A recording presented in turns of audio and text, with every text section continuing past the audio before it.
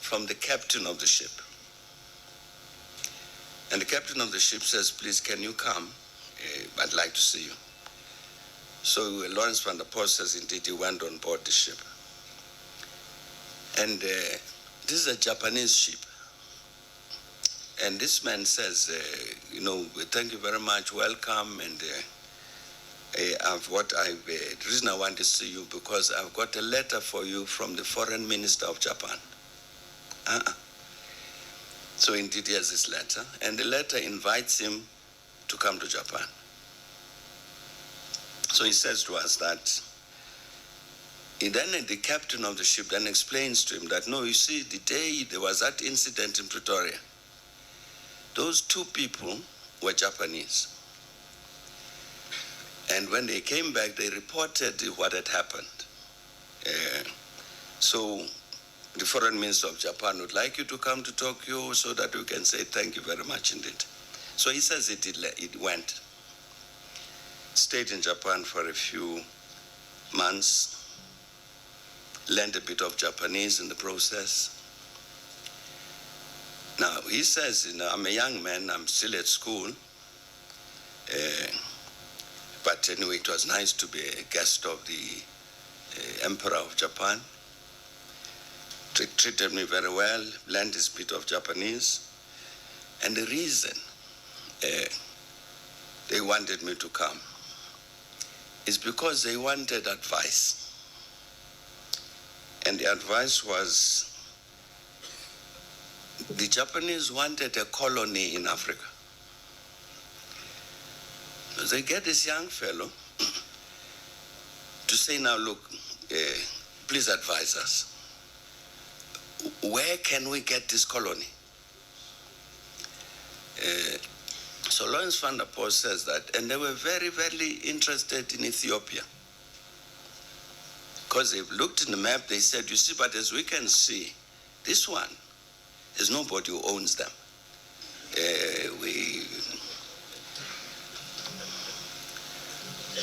So he says that, he himself, he must now play very knowledgeable about the continent. Yes, indeed, you're quite right. This one. Now, this is before the Italians came. This one is ready for the taking. And then, in the end, he goes home. He ends up in the British Army during the Second World War. And ultimately, when they had to drive the Japanese out of Indonesia, he ended up there in Indonesia. So they're fighting the Japanese. And then he says one day they are in their camp with his Indonesian guerrillas fighting for the independence of Indonesia. And they wake up and they are surrounded by the Japanese army. So he was commanding this group. So he says, then the Japanese commander comes and he stands up and he salutes. And he says there are 9 degrees of respect in the Japanese language. And because he had learned a bit of Japanese, he used the 9th grade, the highest grade of respect for this Japanese officer, who was taken aback because this white man, he was addressing me like this. And of course they get captured, and he says as a result, they were well treated as prisoners of war by the Japanese. Now, he thought maybe even this commander had got the information that he had advised that they must take Ethiopia.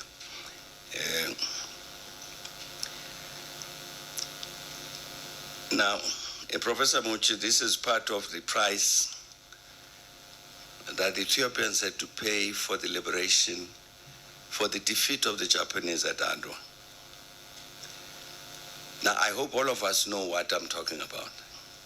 The Battle of Adwa. No.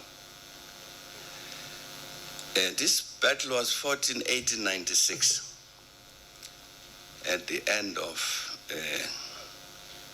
February 1896. The Italians, coming out of the Berlin Conference, which you remember 1884-85, which then allocated, divided countries, African countries, and into colonized, but not Ethiopia. The Italians thought they wanted this Ethiopia. And a lot of maneuvers to achieve that objective. And by this time they had occupied what is Eritrea today, or parts of it, and from there wanted to expand and take over Ethiopia as a whole. Now, of course, Ethiopia then is a feudal country. The emperor of Ethiopia at the time of the Battle of Adwa was Emperor Menelik II. Now, before him was Emperor Johannes IV. Now, Johannes IV had warned Menelik when Menelik started talking to the Italians. He had warned him that, these Italians have already occupied this part of Eritrea, and these are not people with whom to form a friendship. Because what they're after is taking over Ethiopia. We'll lose our independence.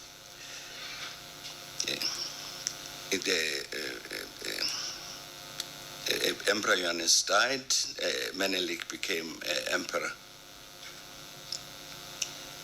And he was responding to that, the attempt by the Italians to take over Ethiopia, to colonize Ethiopia.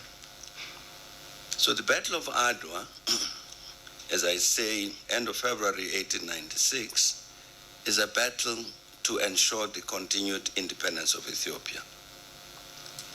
That Ethiopia shall not be like all of these other countries which had become colonies of the West. I do hope that there would be some book that all of us would be available here in this country for us to read about this. Because it's a fascinating story of leadership. Professor Muchi was saying that one of the problems that we have, a curse on we have, is this weakness of leadership on the continent. It's absolutely extraordinary to read about this. Because Menelik, for instance, the Ethiopians had been fighting battles. They'd fought battles against the British, against the Egyptians, against Sudan, against the Italians, and so they were sensitive to this fact that to defend the independence to guarantee the independence of Ethiopia, you had to deal with these possible interventions. And two matters were critically important. One of them was the unity of the Ethiopian people in defense of that independence. And I'm saying it's fascinating to look at this and to see what these emperors and feudal leaders, royal people did, very conscious about the need to maintain the cohesion and the unity of the Ethiopians about the matter of the independence of Ethiopia. For instance, as part of that, there was a schism in the Ethiopian church, a theological schism, division. Now, this is a very Christian community for centuries. And the emperors understood, Johannes IV in particular understood, that if you allow this division in the church, it's bound to impact negatively on the unity of the population as a whole. So we need to deal with this. Now, example, so they sorted the matter out in terms of theology and all that, but Emperor Johannes made a comment which today makes you a bit. He said, one of the things that needs to be done, if there are any continuing heretics in the church, you must cut off their tongues so that they must stop talking nonsense to the people. But I'm saying this was the idea of maintaining the unity of the Ethiopian people so that they can act in unity against any foreigner who wants to take away their independence. The second matter was they'd understood that you needed to be properly equipped with weapons. And so you have a very interesting situation as they are quarreling with that's Ethiopian monarchy, as they are quarreling with the Italians, they were busy building very good relations with the French, with the Russians. The point that was made here by Professor Schobier about even in those early days, diplomats, emissaries from the African continent interacting with the rest of the world. The consequence of which was that the Ethiopians were able to arm themselves with modern weapons.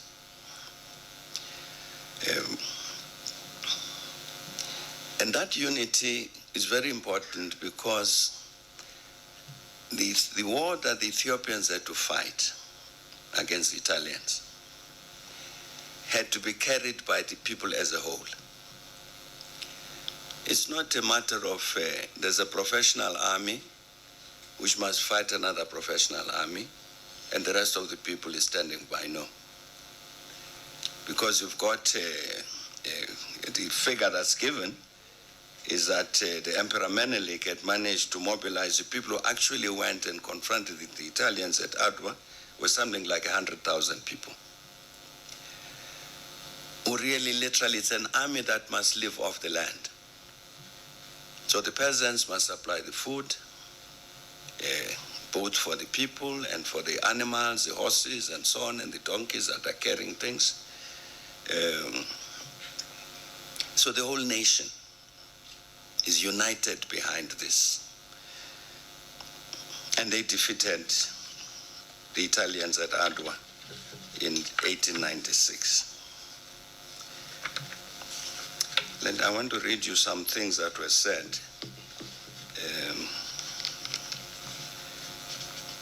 From the white side about that famous victory. For instance, a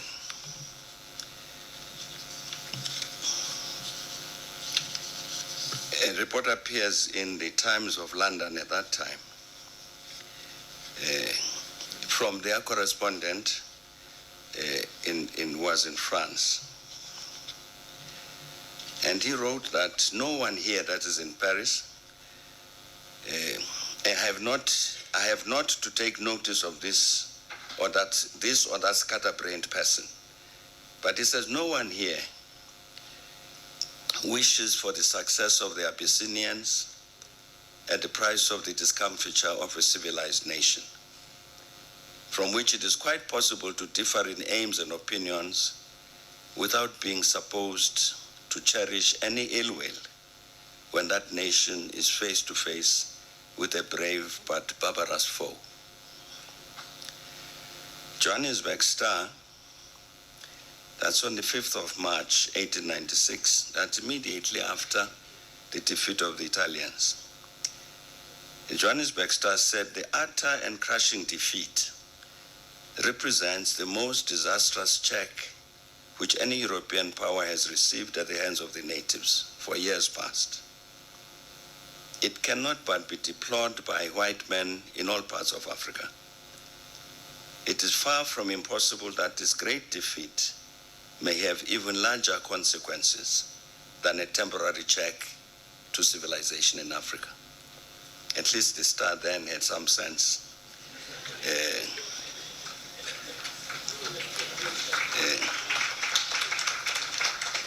And the Cape Argus, on the same day, 5th of March, Cape Argus from Cape Town said, Italy is bound to carry out to the bitter end her policy in Abyssinia. Menelik must be crushed at any cost. And meanwhile, Italy will have the keenest sympathy in her latest troubles. That was the view of white South Africa. Its sympathy with Italy in her latest troubles. There's a George Berkeley who wrote about this and said that from the broader standpoint of politics and history, it seems possible that the Battle of Adwa heralds the rise of a new power in Africa. We are reminded that the natives of that continent may yet become a military factor worthy of our closest attention.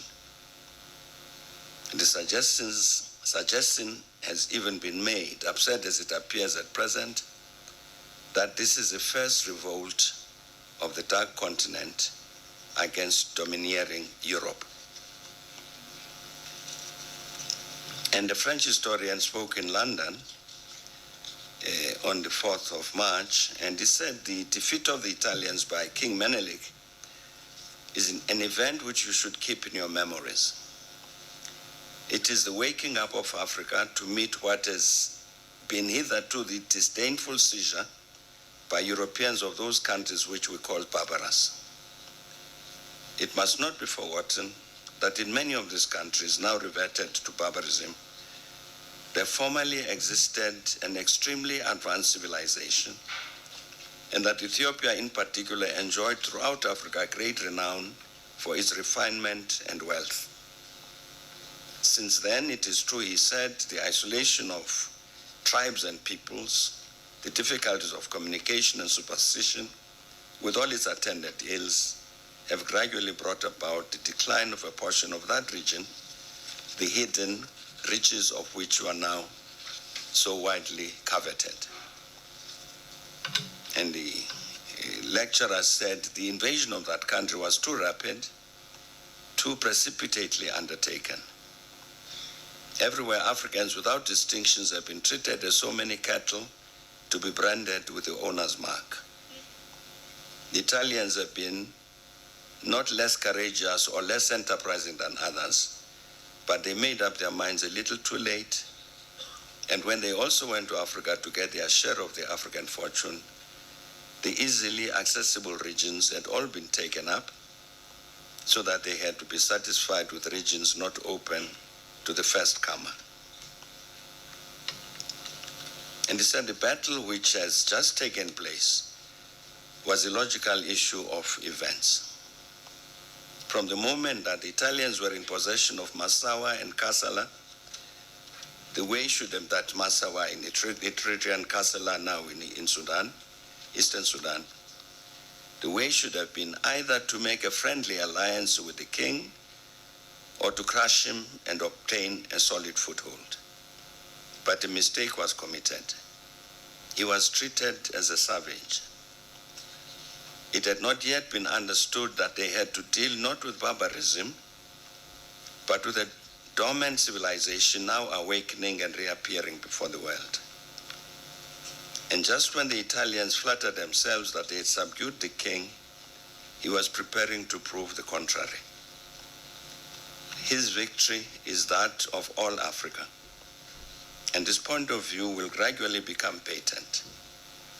In these countries, when news traverses the deserts as on the wings of the wind, you may be sure of the wind. You may be sure that from one corner of Africa to the other, it is already known, or will be so tomorrow, that Africa has conquered Europe. And throughout those dusky myriads, there will be an awakening up to life and to an attitude of defense. This is the reason why this whole business is so serious, and why nothing heedless than to rejoice at the defeat of the Italians. That defeat is also ours. It is a defeat of others. It is not that of civilization. This, as I've just told you, is a mistake. But it is that of colonizing Europe, that of the Europe of tomorrow. This is a Frenchman giving a lecture in London, understood that the Italian victory, the Ethiopian victory at Adwa against Italians was an African victory. and says that beware, you might look at Ethiopia rising, but in fact it's Africa rising. Let me just tell you.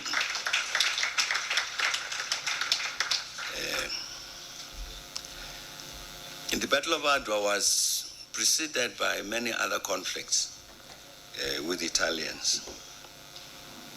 And some of it took place in 1895, October 1895. The General Baratieri, Italian, who attacked Ethiopian troops and defeated them and occupied certain points which were later, during that offensive on Adwa, were taken back by the Ethiopians. This General Baratieri, having got his glorious victory, returned to Rome. That's 1895. And on his return, he was hailed as a hero and received a standing ovation when he addressed the Italian parliament. And the Italian Prime Minister, the Prime Minister of Italy at the time, was a man called Francesco Crispi. And Prime Minister Crispi described the Ethiopians that had been defeated by General Baratieri as, I quote, barbarians whose material progress and spiritual salvation cries out for the high ministry of Roman civilization. And Baratieri, addressing the parliament, promised the Italian parliamentarians that he was going to bring Emperor Menelik, this barbarian, called him the barbarian. This barbarian Menelik, I'm going to bring him to Rome in a cage. A few months later, the Italian forces were defeated at Adwa. No Menelik was ever brought to Italy in a cage. And the Italian left Africa in disgrace. That is Adwa. Professor Mamomuchi talked about a book that we thought we were going to write. There's a colleague of mine who said, I don't know where he is now, Mkwen Rachtang. I wanted to embarrass him. Or is it? He's down there. You know, I'm about to finish with looking at this problem about how educated are we as Africans about ourselves, and coming to the conclusion